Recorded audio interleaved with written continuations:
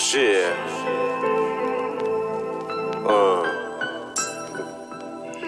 265. All Sound It's Production. another one.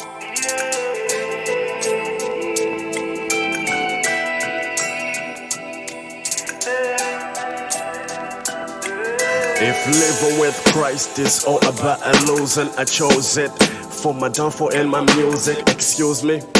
Hey, I wanna prove this. I'm choosing good life without being confusing. I let my voice be heard, cause I don't need a miracle. I know He is there for me, He will never let me down. I put His words every day in my life, and I pray for the better days in my life.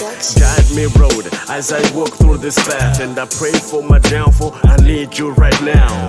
Ndikafowoka ndinomundilimbisa bwezilosaona nyengo kwanu ndifika njila zakale zonse ndazisiya nditumeni kulikonse ndizapita ndigwirise ntchito osandipasa mita ndinunuka amene nendifuka iwe muzonse tokoza na malenga pasomwe wakuchitila iye All Sound iye ndinyale amawalisa moyo amatosa sipindo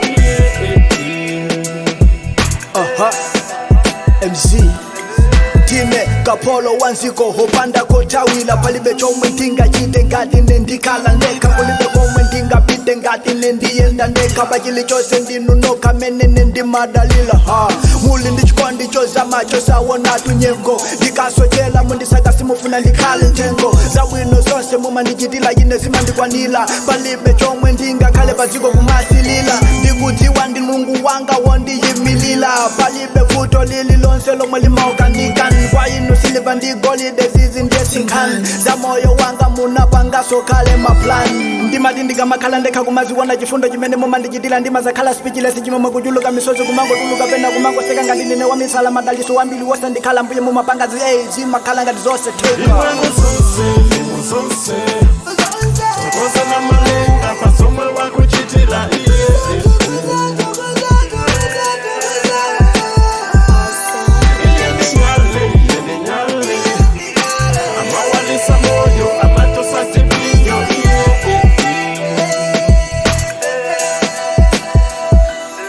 iwe muzonse